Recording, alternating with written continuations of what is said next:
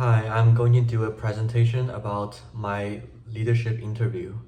And the person I interviewed is Mrs. Ran. Mrs. Ran is a leader in operations at an elder care company in Liaoning.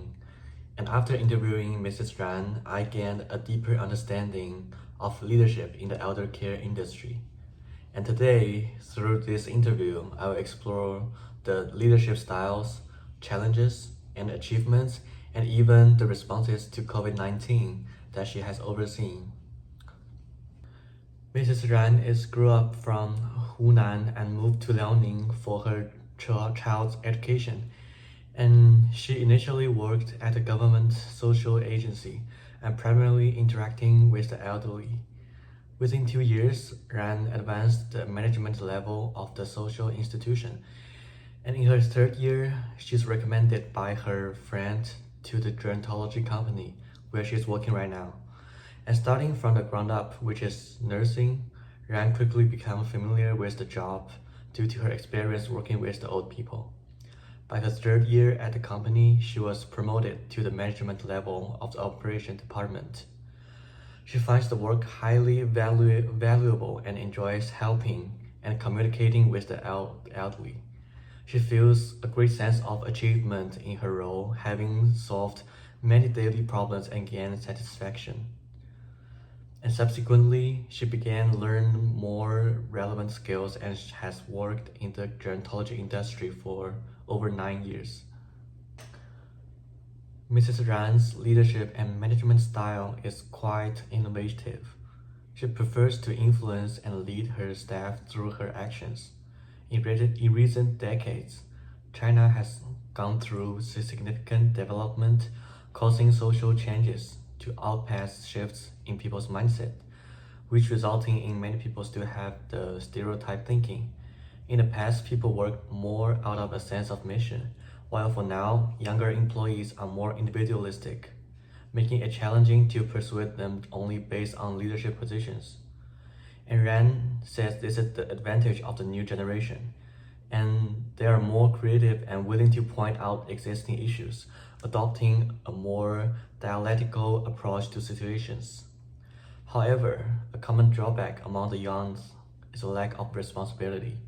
To address this, she chooses to lead by examples, working alongside her staff to face and solve problems. She acts more as a leader than a manager. This was particularly evident during the pandemic, when Ran worked at the front during different difficult times. And when we discussing the challenges in management, Ran jokingly said she tends to be optimistic. In fact, when encountering problems at work, she doesn't dwell too deeply on them.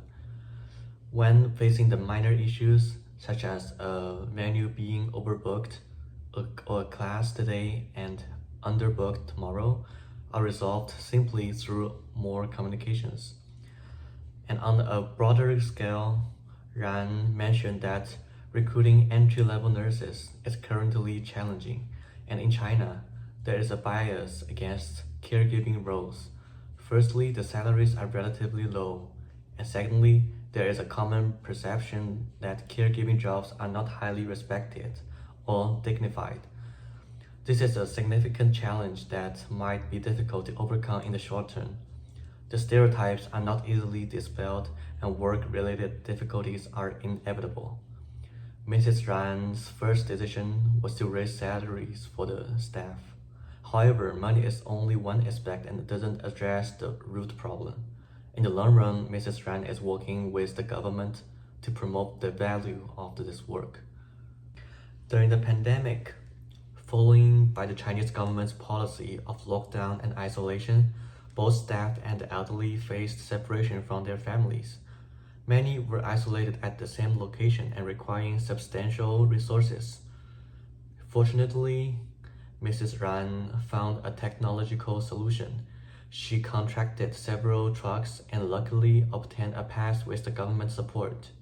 Most elderly residents at the nursing home have underlying health conditions, so medical staff had to be on call at all times. Another issue was managing the emotion and communication of the elderly in this situation. Ran facilitated communication by enabling the elderly to contact their families using FaceTime. While this helped them a lot during this situation, and it was challenging time, Ran recalls.